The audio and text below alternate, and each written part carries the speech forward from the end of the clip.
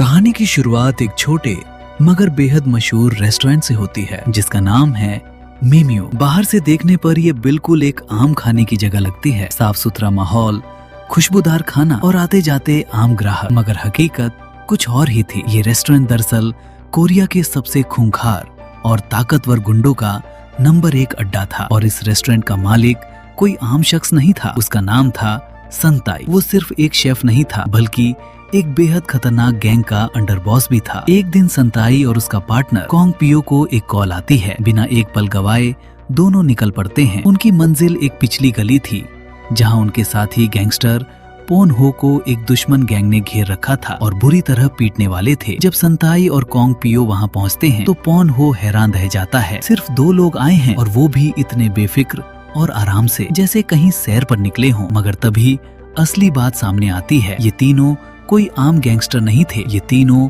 एक बेहद ताकतवर गैंग सिकुपा के अंडरबॉस थे और अब इनके लिए काम शुरू होने का वक्त था। जो लड़ाई इसके बाद होती है वो इतनी भयंकर और जबरदस्त होती है कि पूरा इलाका हिल जाता है। और यहीं से इस कहानी की शुरुआत होती है। ये है बॉस। उसी रात उनका बॉस दासू उन्हें जीत की खुशी में डिनर पर ले जाता है। खाने के दौरान वो बताता है कि उनकी गैंग अब पूरे कोरिया के अंडरवर्ल्ड पर कब्जा करने के बेहद करीब है। बस कुछ ही इलाके बाकी हैं जो अभी दूसरे गुटों के हाथ में हैं। इनमें एक बंदरगाह और एक नाइट क्लब भी शामिल है जो शोकडोंग नाम के एक आदमी के कब्जे में था। साथ ही शहर का पारंपरिक बाजार भी। वो सब मिलकर अगले कदम की प्लानिंग करते हैं। अगली सुबह से ही तीनों अंडरबॉस खुद मैदान में उतर जाते हैं। कोई साथी नहीं, कोई मदद नहीं, बस यही तीन एक के बाद एक मिशन। सड़कों पर लड़ाइयाँ होती हैं, इलाकों पर कब्जे होते हैं और धीरे धीरे सिकुपा का दबदबा पूरे कोरिया पर फैलने लगता है। आखिरकार वो दिन आता है जब सिकुपा पूरे कोरिया के अंडरवर्ल्ड पर कब्जा कर लेती है। उस दिन सैम नाम के एक बड़े रसूखदार आदमी की तरफ से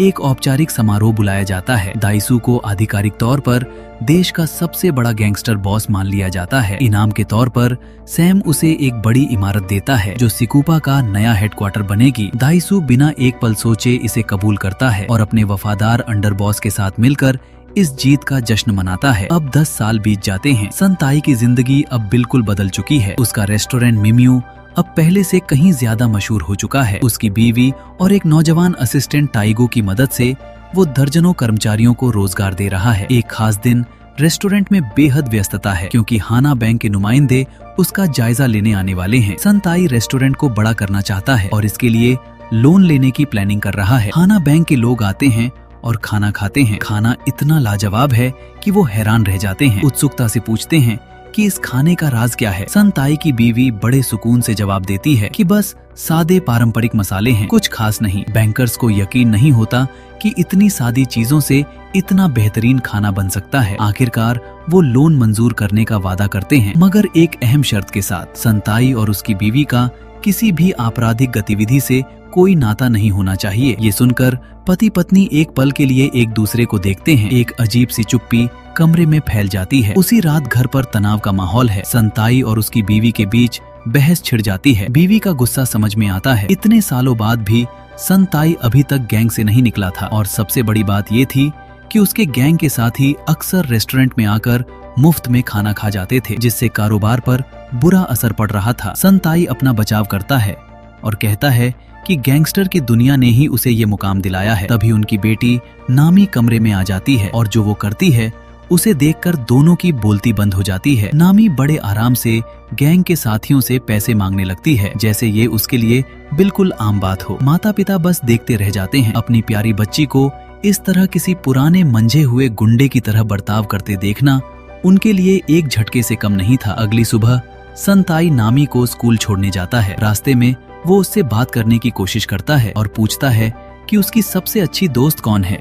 नामी उल्टा उससे सवाल पूछती है, दोस्त क्या होता है? ये सवाल संताई के सीने में किसी तीर की तरह लगता है। उसे तुरंत एहसास होता है कि एक बाप के तौर पर वो शायद अपनी बच्ची को एक नॉर्मल बचपन नहीं दे पाया। स्कूल पहुंचने पर हकीकत और भी साफ हो जाती है। संताई देखता है कि बाकी बच्चे नामी के साथ अलग तरह से पेश आते हैं। ये सब देखकर उसे अपनी बीवी की बातें याद आती हैं और वो सोचने पर मजबूर हो जाता है कि क्या गैंगस्टर की ये जिंदगी उसकी बेटी के भविष्य को बर्बाद करने की कीमत पर जी जाने लायक है। उधर दाइसू की जिंदगी में भी सब कुछ ठीक नहीं चल रहा था। वो अपने कारोबार को बढ़ाने के लिए बैंक लोन लेने की कोशिश करता है, मगर उसकी गैंगस्टर की पहचान की वजह से बैंक तुरंत मना कर देता है। वो हर तरीके से मनाने की कोशिश करता है, अपनी अकड़ भी छोड़ता है, मगर फैसला नहीं बदलता। ठीक उसी वक्त संताई वहाँ पहुँचता है और उसे शांत कराता है। रात होने पर दाइसू का दिल खुलता है। वो मानता है कि कोरिया का सबसे ताकतवर गैंगस्टर बॉस होना उतना शानदार नहीं है जितना लोग सोचते हैं। कोई भी इज्जतदार कारोबार उसके साथ काम नहीं करना चाहता। हर मुसीबत में उसी पर इल्जाम आता है। इतना प्रेशर है कि वो दवाइयों के बिना खुद को संभाल नहीं पाता। संताई चुपचाप सुनता है और फिर उसे एक लिफाफा थमाता है। दाइसू पहले सोचता है कि ये पैसे हैं और उसे बुरा लगता है, मगर संताई बताता है कि ये उसका इस्तीफा है। ये खबर दाइसू को इतने गहरे तक हिला देती है कि वो अचानक एक खंजर उठा लेता है, मगर उसे इस्तेमाल करने की बजाय वो खंजर संताई को दे देता है। ये खंजर कोई आम हथियार नहीं था। सिकुपा गैंग में ये अधिकार और सम्मान का एक पवित्र प्रतीक था। जो भी इसे थामता था उसे कोई हाथ नहीं लगा सकता था। इसे देकर दाइसू ने संताई पर अपना सबसे गहरा भरोसा जताया था। दिल की गहराइयों में वो खुद भी चाहता था कि वो संताई की तरह एक आम और शांत जिंदगी जी सके, मगर उसकी बीवी और उसके भविष्य के बच्चों की जिंदगी उसकी वजह से तकलीफ में न पड़े। जब संताई घर लौटता है तो उसकी बीवी उसे गले लगा लेती है। काफी अरसे बाद ऐसा लगता है कि एक नया बेहतर अध्याय शुरू होने वाला है। दोनों सोती हुई नामी को देखते हैं और मानते हैं कि ये बदलाव उनकी बच्ची को एक उजला और आम बचपन देगा। मगर जब उम्मीद बंधने लगती है तो सब कुछ एक पल में बिखर जाता है। अगले दिन सिकुपा के हेडक्वार्टर में बुरी खबर इंतजार कर रही है। सैम आकर बताता है कि दाइसू अपने कमरे में मृत पाया गया है। किसी को नहीं पता कि उसने ऐसा दिल दहलाने वाला कदम क्यों उठाया। जल्द ही खबर फैलती है और पुलिस चीफ चुनिक हेडक्वार्टर पहुंचता है। चूंकि संताई आखिरी इंसान था जो दाइसू के साथ था, इसलिए वो उससे पूरा हाल पूछता है। संताई एक एक बात बताता है। सब मिलकर इस नतीजे पर पहुंचते हैं कि दाइसू नेतृत्व का बोझ अब उठाने में असमर्थ था और उसने खुद ये फैसला लिया। जैसे जैसे दिन गुजरते हैं पूरे इलाके के गैंगस्टर सम्मान देने आते हैं। माहौल बेहद भारी है। सबसे ज्यादा टूटा हुआ पोन हो है, जो दाइसू को बॉस से बढ़कर अपना परिवार मानता था। दूसरे नंबर के अंडरबॉस के तौर पर पोन हो तैयार है सब कुछ अपने कंधों पर उठाने को। मगर तभी एक और मुश्किल सामने आती है। दाइसू ने अपने पीछे एक बहुत बड़ा कर्ज छोड़ा है। कमरे में सन्नाटा छा जाता है। कोई नहीं जानता कि इसकी जिम्मेदारी कौन लेगा। गैंग की इज्जत बचाने के लिए ऊपर वाले तय करते हैं कि एक नया लीडर ढूंढना होगा जो दाइसू का अधूरा काम पूरा करे। उसी रात सैम और टॉप काउंसिल एक बंद कमरे में मीटिंग करते हैं। 3 उम्मीदवारों के नाम सामने आते हैं। पहला, कॉन्ग पियो, भरोसेमंद, निडर और इतना ताकतवर कि बेसबॉल बैट से अकेले पूरी फौज पर भारी पड़ जाए। मगर समस्या ये है कि वो अभी जेल में है और जल्द रिहाई की कोई उम्मीद नहीं। दूसरा उम्मीदवार पोन हो, जोशीला और दृढ़, मगर लीडरशिप का समर्थन उसे नहीं मिल पा रहा। और तीसरा उम्मीदवार संताई। सैम की नजर में वो सबसे परफेक्ट चुनाव है, उसमें कोई कमजोरी नहीं। अगली सुबह संताई और उसकी बीवी हाना बैंक जाते हैं रेस्टोरेंट विस्तार के लिए लोन अग्रीमेंट पर दस्तखत करने। संताई खुश है और तैयार है, मगर जैसे ही वो शर्तें पढ़ता है एक चौंकाने वाली बात सामने आती है। अगर वो कभी भी किसी आपराधिक गतिविधि से जुड़ा पाया गया तो उसे मूल लोन का 5 गुना वापस करना होगा। संताई का पारा चढ़ने लगता है। उसे लगता है जैसे गैंगस्टरों को जानबूझकर कमतर समझा जा रहा है, मगर उसकी बीवी वक्त पर बीच में आ जाती है और उसे शांत करा देती है। अग्रीमेंट पर दस्तखत हो जाते हैं और हाना बैंक उसके कारोबार का प्राइमरी इन्वेस्टर बन जाता है। मगर खुशी ज्यादा देर नहीं टिकती। उसी शाम सैम एक और बम फोड़ता है। संताई को सीनियर काउंसिल के सामने पेश होना है, क्योंकि वो सिकुपा का अगला बॉस बनने का सबसे मजबूत उम्मीदवार है। रात को संताई काउंसिल के सामने साफ मना कर देता है। वो शांत जिंदगी चाहता है और अपने परिवार, कारोबार और भविष्य को खतरे में नहीं डालना चाहता। मगर काउंसिल दबाव बनाती रहती है। एक सदस्य तो यहाँ तक कहता है कि वो गैंग भी चला सकता है और रेस्टोरेंट भी। जैसे 2 बिल्कुल अलग दुनियाएं एक साथ चलाना कोई मुश्किल काम ही नहीं। पोन हो को गुस्सा आता है कि उसे कोई गंभीरता से नहीं लेता। घंटों बहस होती है और कोई नतीजा नहीं निकलता। आखिरकार सैम और काउंसिल एक आखिरी हल निकालते हैं। 3 दिन बाद एक पूरी चुनावी प्रक्रिया होगी। हर उम्मीदवार को एक मौका मिलेगा गैंग के सदस्यों को मनाने का। वो दिन आता है। संताई सबसे पहले आता है। तकरीरों और वादों की बजाय वो खाने की ट्रे लेकर आता है। गैंग के सदस्य खुश हो जाते हैं। उसका खाना हमेशा से लेजेंड रहा है और आज भी हर एक प्लेट उस बात को साबित कर देती है। वो पूरे आत्मविश्वास से कहता है कि अगर लोग उसे वोट नहीं देते तो वो उन्हें हर रोज मुफ्त में खाना खिलाएगा। सभी उसके दीवाने हो जाते हैं। फिर पोन हो की बारी आती है। वो जोश से भरा हुआ आता है, मगर कोई उसकी तरफ ध्यान ही नहीं देता। एक भी शख्स रिएक्ट नहीं करता। वो अपनी तरकीब बदलने की कोशिश करता है, मगर कोई फर्क नहीं पड़ता। उधर संताई बेफिक्र है। उसके मन में एक ही ख्याल है कि ये चुनाव वो किसी हाल में नहीं जीतेगा, और यही सोच उसे सुकून दे रही है। रेस्टोरेंट अच्छा चल रहा है, लोग खाने की तारीफ करते हैं और जिंदगी ठीक है, मगर ये सुकून ज्यादा देर नहीं टिकता। उसका एक कर्मचारी दौड़ता हुआ आता है। नतीजे आ गए हैं और सब उम्मीदों के उलट संताई जीत गया है। वो अब सिकुपा का नया चुना हुआ बॉस है। अगली सुबह हकीकत और भी भारी लगती है। उसकी बीवी साफ कह देती है कि वो उसे गैंगस्टर की दुनिया में वापस जाते हुए नहीं देख सकती, और बॉस बनना तो बिल्कुल भी बर्दाश्त नहीं होगा। ये सुनकर संताई इस नई जिम्मेदारी से बचने का कोई रास्ता ढूंढने लगता है। तभी उसे याद आता है कि कॉन्ग पियो भी एक उम्मीदवार था, मगर उसे जेल की वजह से नहीं माना गया था। एक नई तरकीब उसके दिमाग में आती है। संताई सीधे उसी बैंक पहुंचता है जहां दाइसू को ठुकराया गया था। वो बिना कोई गारंटी दिए 10 अरब वन का लोन मांगता है। बैंक तुरंत मना कर देता है। तब संताई अपना अगला कदम उठाता है। वो बैंक के अंदर हंगामा करता है, सीन बनाता है और एक बैंक क्लर्क को मार भी देता है। जब पुलिस आती है तो वो खुद सब कुछ कबूल करता है और गिरफ्तार होने पर जोर देता है, मगर सारी बात सुनने के बाद अधिकारी उसे आरोपी नहीं बल्कि पीड़ित घोषित कर देते हैं और कहते हैं कि उसे सुरक्षा की जरूरत है। चीफ चुनसिक आता है। संताई उसे पूरी बात समझाता है, मगर चुनसिक उसे गिरफ्तार करने से साफ मना कर देता है। वजह बेहद मजेदार है। अगर संताई जेल चला गया तो मिम्यू बंद हो जाएगा और चुनसिक का पसंदीदा खाने का ठिकाना खत्म हो जाएगा। चुनावी दिन आता है। हर इलाके से गैंग के सदस्य वोट डालने आते हैं। जब गिनती होती है तो नतीजा चौंकाने वाला होता है। संताई को 328 वोट मिले और पोन हो को सिर्फ 2। शायद उसने खुद को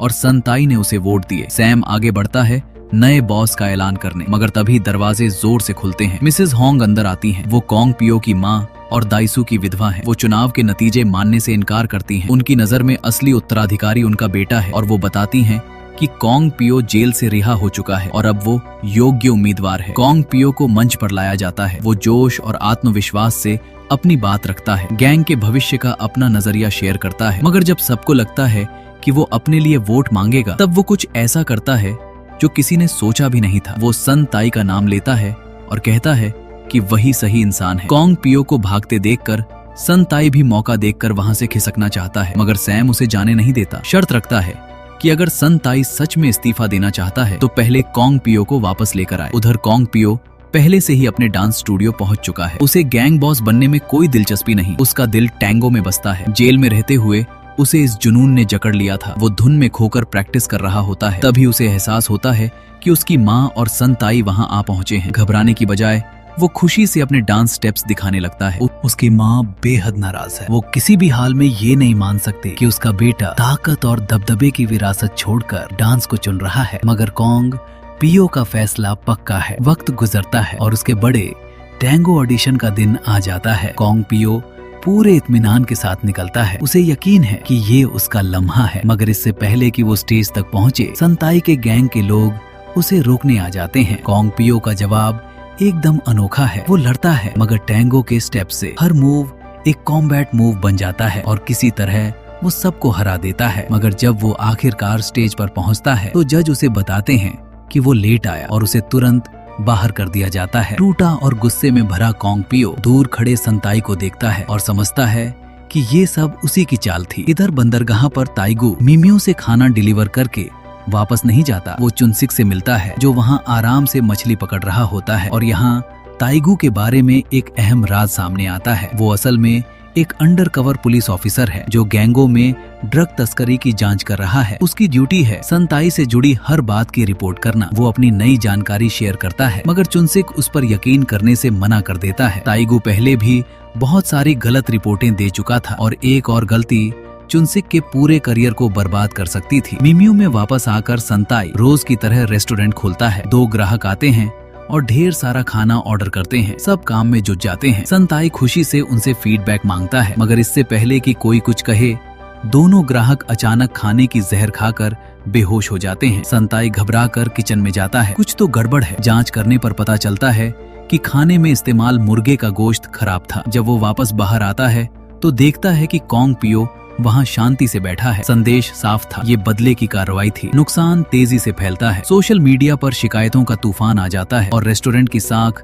रात भर में धूल में मिल जाती है। अगली शाम बंदरगाह पर गुस्से और शर्मिंदगी से भरे संताई की गैंग लीडर्स के सामने कॉन्ग पियो से मुठभेड़ होती है। एक भयंकर लड़ाई शुरू होती है जो इतनी बेकाबू हो जाती है कि दोनों नदी में जा गिरते हैं। खबर पूरे देश में फैल जाती है। सिकुपा की गद्दी के 2 सबसे ताकतवर उत्तराधिकारी मरे हुए मान लिए जाते हैं। कोई शव नहीं मिला और पूरा देश सकते में आ जाता है। दोनों उम्मीदवारों के जाने के बाद लीडरशिप की जिम्मेदारी अपने आप पॉन हो के कंधों पर आ जाती है, चाहे किसी को पसंद हो या नहीं। सिकुपा का नया बॉस पॉन हो है, मगर सच्चाई बिल्कुल अलग है। मेमियो रेस्टोरेंट के एक छुपे हुए पिछले कमरे में संताई और कॉन्ग पियो बिल्कुल जिंदा और सही सलामत हैं। उन्होंने सब कुछ नाटक किया था। नदी में गिरना, जख्मों के निशान, सब कुछ ताइगू की मदद से बेहद चालाकी से स्टेज किया गया था। प्लान कामयाब रहा। गायब होकर उन्होंने खुद को लीडरशिप की जबरदस्ती से आजाद कर लिया था। वो आराम कर रहे होते हैं कि अचानक दरवाजा खुलता है। रात के अंधेरे में सैम और पॉन हो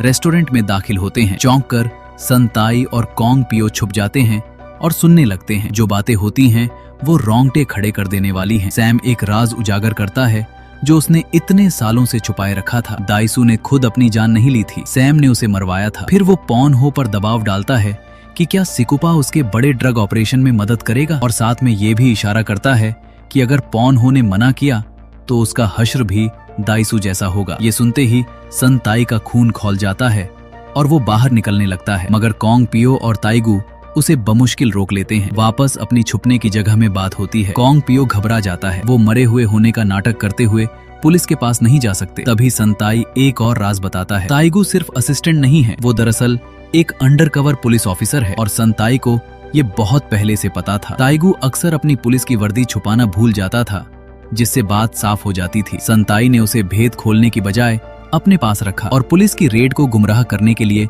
गलत जानकारी उसके जरिए पहुंचाता रहा। यहाँ तक कि उसने ताइगू की बंदूक से गोलियां निकालकर उसे खाली कर दिया था। अब तीनों के पास एक मिशन है, सैम को बेनकाब करना, उसका ऑपरेशन खत्म करना और दाइसू का बदला लेना। सबसे बड़ी चुनौती सबूत जुटाना है। और तब ताइगू आगे आता है। वो बताता है कि उसके पूरे जिस्म पर छुपे हुए कैमरे लगे हैं। सैम की हर बात रिकॉर्ड हो चुकी है और ये ठोस सबूत है। अगली सुबह जोश से भरा ताइगू सीधे चुनसे के पास जाता है, मगर उसकी एक नहीं सुनी जाती। उसकी पुरानी नाकाम रिपोर्टों ने उसकी साख बर्बाद कर दी थी और चुनसेक उसे गंभीरता से लेने को तैयार नहीं। उसे ऑफिस से बाहर निकाल दिया जाता है। दिल टूटा हुआ ताइगू संताई और कॉन्ग पियो के पास वापस आता है। दोनों उसे हिम्मत देते हैं और कहते हैं कि ये मिशन किसी एक के अहंकार और शर्मिंदगी से बड़ा है। तीनों मिलकर अगली चाल प्लान करते हैं। इस बार वो पुलिस पर निर्भर नहीं रहेंगे, खुद ही सैम और उसके पूरे नेटवर्क को तबाह करेंगे। और अगर ये कामयाब हुआ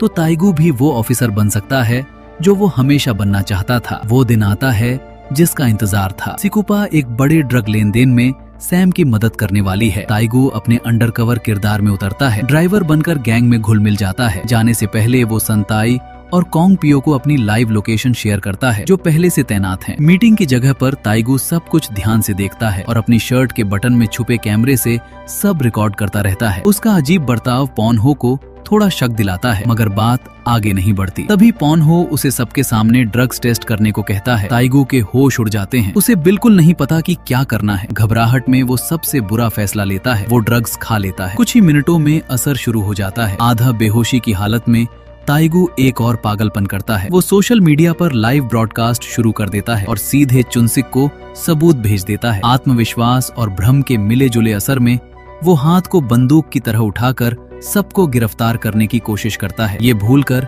कि उसकी असली बंदूक खाली है और उसके हाथ में है भी नहीं। मगर ठीक उसी वक्त संताई और कॉन्ग पियो वहां आ धमकते हैं। लड़ाई शुरू होने से पहले संताई एक ही सवाल पूछता है, कौन चाहता है जिंदगी भर मुफ्त खाना? फौरन आधे से ज्यादा गैंग के लोग पाला बदलकर उसके साथ आ जाते हैं। फिर जो होता है वो पूरा हंगामा है। दोनों तरफ से भारी लड़ाई होती है। कॉन्ग पियो का आमना सामना पॉन हो से होता है और इस बार वो उसे सबसे अनोखे तरीके से हराता है, अपने टैंगो स्टाइल लड़ाई से। उधर संताई आगे बढ़ता रहता है और हर किसी को रास्ते से हटाता जाता है। इस अफरा तफरी में सैम एक सूटकेस लेकर नकदी और ड्रग्स के साथ भागने की कोशिश करता है। कॉन्ग पियो उसका रास्ता रोकता है। वो दिशा बदलता है और सीधे संताई से टकराता है। कोने में फंसकर सैम एक आखिरी चाल चलता है। वो भावुक भाषण देता है पुरानी यादें दिलाता है और सूटकेस सन ताई के पैरों में रख देता है, जैसे समर्पण कर रहा हो। जैसे ही सन ताई का ध्यान बढ़ता है, सैम हमला करता है और उसे चाकू मारता है, मगर सन ताई पहले से तैयार था। ताइगू के एक सुरक्षात्मक औजार की वजह से चाकू का कोई असर नहीं हुआ। सन ताई फौरन सैम को काबू करता है और उसी खंजर से उसे बांध देता है जो दाइसू ने कभी उसे सौंपा था। कुछ ही देर में चुनसिक अपने दस्ते के साथ आ जाता है। वो इधर उधर देखता है और पूछता है कि सिकुपा का असली लीडर कौन है। ये सुनते ही कॉन्ग पियो चुपके से खिसक जाता है। उसका कहना है कि उसे टैंगो क्लास में जाना है। अब सिर्फ सन ताई खड़ा है, सबकी नजरें उस पर हैं। सन ताई एक आखिरी फैसला लेता है। वो वहीं गैंग को भंग करने का ऐलान कर देता है। गैंग के सदस्य ये सुनकर अपने अपने रास्ते जाने की तैयारी करते हैं, मगर उन सब की नजर में सन ताई अभी भी उनका लीडर है और वो वादा करते हैं कि जब भी वो बुलाएगा लौट आएंगे, बस एक शर्त पर, खाना पक्का होना चाहिए। वक्त गुजरता है, ताइगू को वो पद मिल जाता है जिसका वो हमेशा से सपना देखता था। वो कोरिया का पुलिस चीफ बन जाता है और इसी के साथ हमारी कहानी यही खत्म होती है। इस कहानी का सबक ये है कि अगर जिंदगी में सब कुछ उलझ जाए तो अपनी मौत का नाटक करो, अच्छा खाना पकाओ और मुफ्त लंच का ऑफर दो, क्योंकि जाहिर तौर पर इससे हर मसला हल हो जाता है। हमारे चैनल को सब्सक्राइब करना और नोटिफिकेशन बेल दबाना बिल्कुल मत भूलिए। मिलते हैं अगली कहानी में।